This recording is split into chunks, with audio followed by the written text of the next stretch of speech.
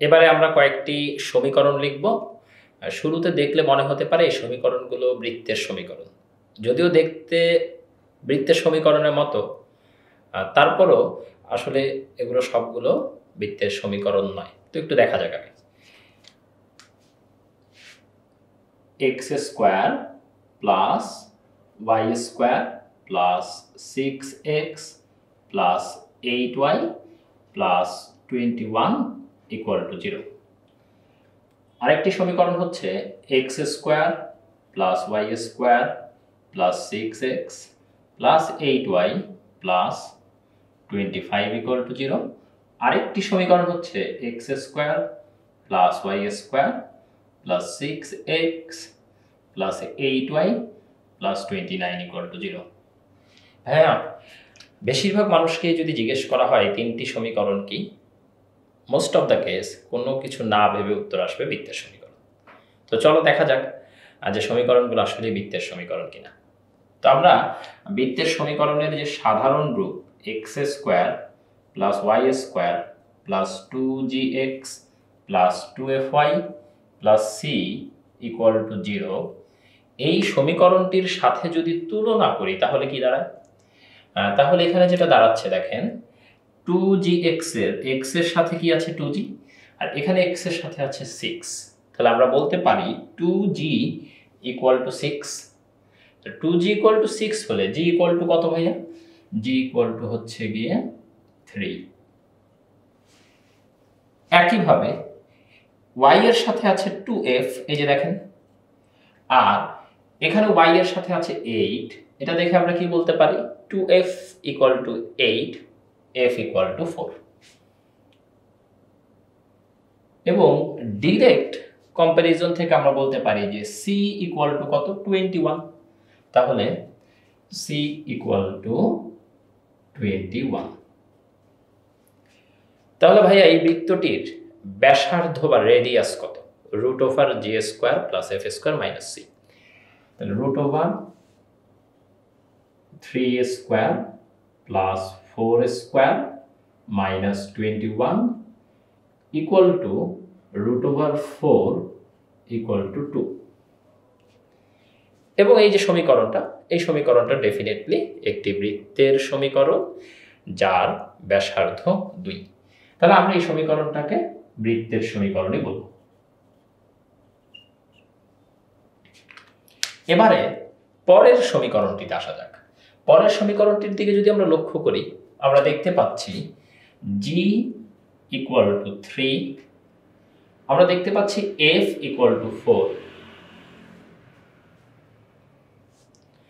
এবং এই যে দেখতে পাচ্ছেন ভাইয়া 25, তার মানে এখানে c এর মান কত? 25। তাহলে c ইকুয়াল টু 25। তাহলে এই বৃত্তটির ব্যাসার্ধ কি?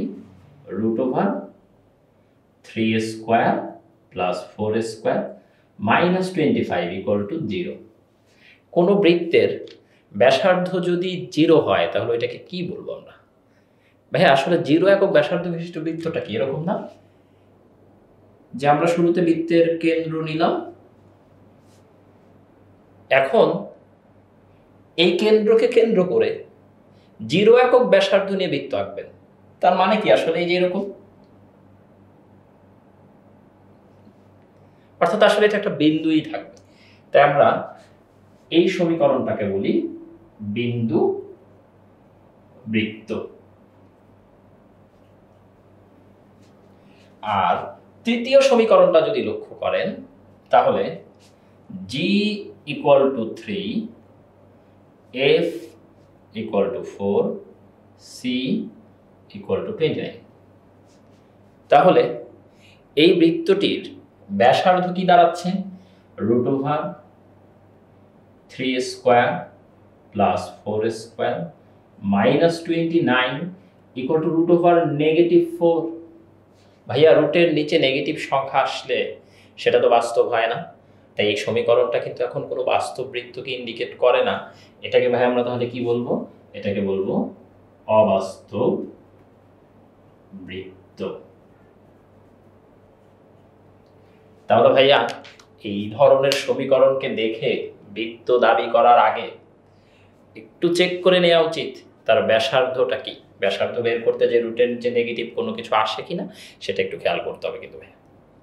তাহলে আমরা এটা বুঝতে পেরেছি যে এই ধরনের সমস্ত সমীকরণ কিন্তু বৃত্তের সমীকরণ না সবসময়।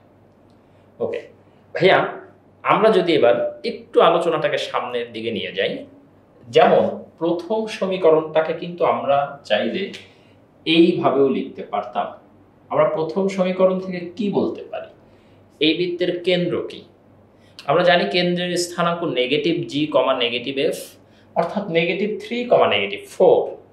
সেখান থেকে আমরা এটা বলতে পারি যে এই সমীকরণটা কিন্তু ভাই এভাবে লেখা যায় x + 3 whole square plus y + 4 whole square equal to 2 square. চাইলে এইভাবে লেখা যেত। খুব সহজেই নিজেরা চেক করে দেখতে পারেন। সেকেন্ড ইকুয়েশনটাকে x + 3 whole square plus y + 4 whole square equal to 0 square লেখা যেত, কারণ তার ব্যাসার্ধ 0। থার্ড ইকুয়েশনটা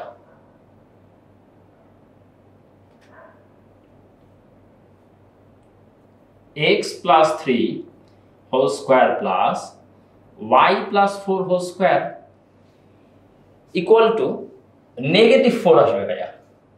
আচ্ছা, আপনারা যখন জটিল সংখ্যা পড়বেন তখন দেখবেন এটাকে অনেকে 2i স্কয়ার বলে, অর্থাৎ ব্যাসার্ধটাই কাল্পনিক সংখ্যা চলে আসছে, তার কারণে এটাকে অবাস্তব বৃত্ত বলছি। তো ভাইয়া দেখেন, আমি যদি এখন জিজ্ঞেস করি এই সমীকরণটার সমাধান সংখ্যা কত, বাস্তব সংখ্যা, এই সমীকরণটা তো একটা বৃত্তকে নির্দেশ করে। ভাইয়া, একটা বৃত্তের উপর কতগুলো বিন্দু আছে? অসীম সংখ্যক বিন্দু। এই সমীকরণটা কি ইন্ডিকেট করতেছে? এই সমীকরণটা ইন্ডিকেট করতেছে -3, -4 কেন্দ্র বিশিষ্ট এবং 2 একক ব্যাসার্ধ বিশিষ্ট বৃত্ত। অর্থাৎ এই সমীকরণ সমাধান করে x আর y এর যে মানগুলো পেতাম সেগুলো প্রত্যেকেই এই বৃত্তের উপর হতো। এই বৃত্তের উপর কি ভাই একটি দুইটি বিন্দু অবস্থিত নাকি অসংখ্য বিন্দু অবস্থিত? ডেফিনেটলি অসংখ্য বিন্দু। তাই এই সমীকরণের সমাধান সংখ্যা কি হবে? অসীম সংখ্যক। ঠিক আছে ভাইয়া, এবার এইটা একটু চিন্তা করি তো, এটা ব্যাসার্ধটা কি হচ্ছে? ব্যাসার্ধটা 0 হচ্ছে, তার ফলে ওই বিন্দুটাকেই নির্দেশ করতেছে। অর্থাৎ এটা কিসের সমীকরণ? সহজে বলবেন একটা বিন্দুর সমীকরণ। বিন্দুটা কে? বিন্দুটা হচ্ছে -3, -4। এটাকে কিন্তু আমরা আমাদের ছোটবেলার নিয়মে চেক করতে পারি যে ভাই দুইটা বর্গের যোগফল 0 হলে তারা আলাদা আলাদাভাবে 0 হয়। এই সুন্দর কথাটা মনে আছে? তাহলে আলাদা আলাদাভাবে 0 ধরলে কি হবে ভাইয়া? x + 3 = 0 এবং y + 4 = 0। ভাইয়া এবার একটু লক্ষ্য করেন তো, x এর মান কত আসে? -3 আসে। y এর মান কত আসে? -4 আসে। ওই যে বিন্দুর স্থানাঙ্কটা। তাহলে এই সমীকরণটাকে সমাধান করলে কয়টি বিন্দু পাবো? একটি বিন্দু পাবো। তাই এটার সমাধান কয়টা? ঠিক একটা। অনেকে কিন্তু অবাক হয়ে যেতে পারে যে ভাইয়া একটা সমীকরণে দুইটা চলক অথচ একে সলভ করে সমাধান পাওয়া যায়। হ্যাঁ ভাই, পাওয়া যেতেই পারে, ডিপেন্ড করবে সমীকরণটা কিরকম তার উপর। ভাই লাস্টের ইকুয়েশনটা যদি জিজ্ঞেস করি তাহলে ওই ইকুয়েশনের কতগুলো সমাধান আছে? বাস্তব সংখ্যায় কোনো সমাধান নেই ভাইয়া। কেন নেই? কারণ দুইটি বর্গের যোগফল কখনোই নেগেটিভ কোনো সংখ্যা হতে পারে না। তাই ভাই আমরা এই 3 নাম্বার ইকুয়েশনটার সমাধান সংখ্যা নিয়ে কি বলবো? কোনো বাস্তব সমাধান নেই।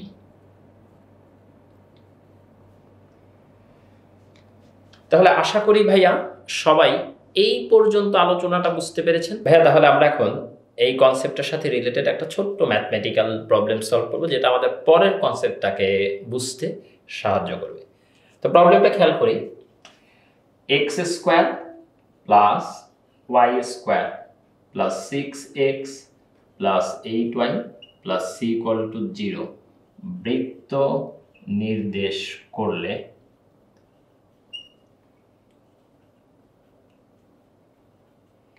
c এর রেঞ্জ। প্রশ্ন হচ্ছে ভাইয়া বৃত্ত বলতে এখানে কি বোঝানো হচ্ছে? ডেফিনেটলি বাস্তব বৃত্ত। তো বাস্তব বৃত্ত ভাইয়া টেকনিক্যালি বৃত্ত এবং বিন্দু বৃত্ত এই দুইটা টার্মকেই ইনক্লুড করে। তো সবাই যদি একটু লক্ষ্য করি, আমরা জানি এই জায়গায় জি ইকুয়াল টু কত ভাইয়া? 3, এফ ইকুয়াল টু 4, আর সি এর ভ্যালু দেয়া নাই, জানতে চেয়েছে সি কত বসানো যাবে। তো আমরা এটা জানি যে কি হতে হবে, 3 square plus 4 square minus C must be greater than or equal to 0। কারণ কি? কারণ আমরা জানি যদি এটা বৃত্ত নির্দেশ করতে হয় তাহলে এই যে ব্যাসার্ধ যে বের করি রুট ওভারের নিচের পোর্শনটুকু 0-র সমান বা 0 থেকে বড় হতে হবে, তাই না ভাইয়া?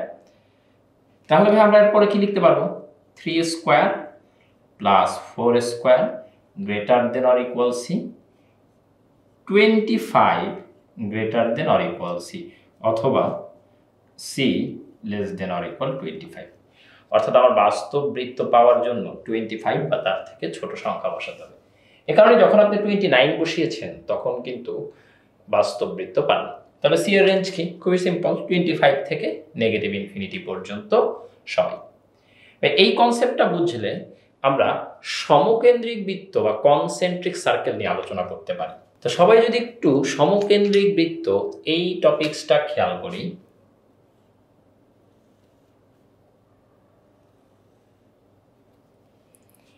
তো একটা বিষয় একটু লক্ষ্য করেন। আমি প্রথমে কয়েকটা সমীকরণ আবার লিখি।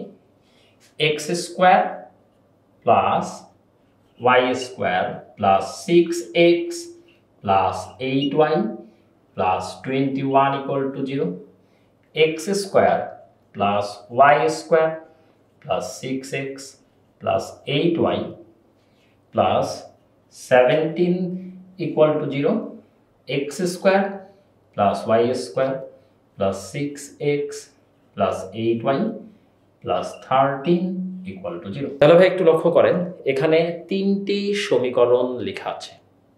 ওকে, এই তিনটি সমীকরণ সমকেন্দ্রিক বৃত্ত নির্দেশ করে। এটা আমরা কিভাবে বুঝতে পারি? তো প্রথমে দেখেন এই চারটা টার্মের দিকে তাকান, এই টার্মগুলো। তো এটা দেখেই তো বলে দেওয়া যায় সবারই কেন্দ্র সেম, -3, -4, -3, -4, -3, -4।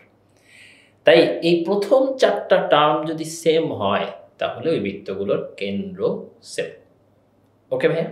এবং এরা সবাই বাস্তব বৃত্ত। কারণ কি? কারণ দেখেন সবগুলোতেই কনস্ট্যান্ট টার্মটা 25 থেকে ছোট আছে।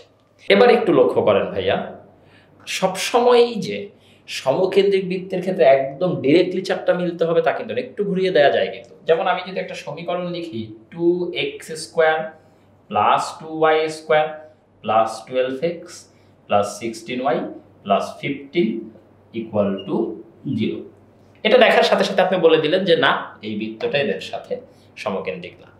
কিন্তু ভাই একটু খেয়াল করেন, এখানে এক্স স্কোয়ার এবং ওয়াই স্কোয়ারের সহগ কত? 2। আর আমি যে প্রথম তিনটি সমীকরণ লিখেছিলাম সেখানে এক্স স্কোয়ার এবং ওয়াই স্কোয়ারের সহগ কি ভাইয়া? 1। দেখেন এখানে এক্স স্কোয়ার সহগ 1, ওয়াই স্কোয়ার সহগ 1, কিন্তু এখানে কিন্তু উভয়েরই সহগ 2। মনে রাখবেন, বৃত্তের সমীকরণে আপনি যতগুলো ফর্মুলা ব্যবহার করবেন প্রত্যেকটি ফর্মুলায় এক্স স্কোয়ার এবং ওয়াই স্কোয়ারের সহগ 1-এ নিয়ে এসে তারপরে ব্যবহার করতে হবে। তাহলে আমি এটাকে কিভাবে 1-এ নিয়ে আসতে পারি? উভয় পক্ষকে যদি ভাই আমরা 2 দ্বারা ভাগ করি তাহলে এটা x square plus y square plus 6x plus 8y plus 15/2 equal to 0। এবং এবার যদি আপনি একটু লক্ষ্য করেন এই চারটা পদ কিন্তু এটার সাথে বা এটার সাথে এটার সাথে মিলে গিয়েছে। তাই অবশ্যই আমরা এই বিষয়টা বলতে পারি যে এই বৃত্তটা এদের সাথে সমকেন্দ্রিক। এই বিষয়টা কিন্তু খেয়াল রাখতে হবে। এখন আমি একটু এদেরকে একটু চিত্র এঁকে দেখাই। একটা চিত্র খুব ভালো করে লক্ষ্য করবেন ভাইয়া। রংধনু আঁকার কোনো পরিকল্পনা না। ধরেন এই যে তিনটা বৃত্ত দেখতে পাচ্ছেন, কালো বৃত্ত, নীল বৃত্ত, লাল বৃত্ত, এই যে এখানে যে তিনটি সমীকরণ আছে, এই তিনটা সমীকরণ যদি এই তিনটা বৃত্ত দ্বারা নির্দেশিত হয়, আমার কোশ্চেন হচ্ছে কোন সমীকরণটা কোন বৃত্তকে নির্দেশ করে? অর্থাৎ এই তিনটা বৃত্তের মধ্যে কোনটা কালোটা, কোনটা লালটা, কোনটা নীলটা, এটা বের করতে হবে। অর্থাৎ আমি জানতে চাচ্ছি কার ব্যাসার্ধ বড়, কার ছোট, কার মাঝারি। সবারই কেন্দ্র সেম এখানে, তাহলে সবগুলোরই কেন্দ্র হচ্ছে এই পয়েন্টটা। কিভাবে বলা যাবে?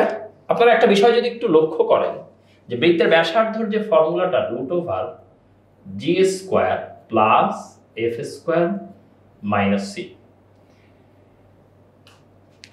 এই যে একটা বিষয় যদি খেয়াল করি, G square plus F square minus C, C কিন্তু বিয়োগ করতেছি ভাই। তো এই বিষয়টা কি খুবই সিম্পল কিনা, যে ভাইয়া সি এর মান যত কম হবে, অর্থাৎ যত কম বিয়োগ করবে ভিতরে ব্যাসার্ধ তত বেশি হবে, কারণ বিয়োগ করা মানে তো কমায় দিচ্ছি ভাইয়া। তাহলে সির মানটা যত কম হবে ব্যাসার্ধটা তত বেশি হবে। তাহলে সব থেকে কম কোথায় সি এর মান? 13। তাহলে ভাই 13 আমাদের এখানে কি? 13 হচ্ছে আমাদের এখানে লাল বৃত্ত। তারপরে ভাই 17 যেটা দেওয়া আছে সেটা কি বৃত্ত? নীল বৃত্ত। আর একদম উপরে যেটা দেওয়া আছে সেটা কোন বৃত্ত? কালো বৃত্ত। ঠিক আছে, তাহলে আমরা বুঝে গেলাম যে কিভাবে ধ্রুবকের মান চেঞ্জ হলে বৃত্তের ব্যাসার্ধ চেঞ্জ হয়।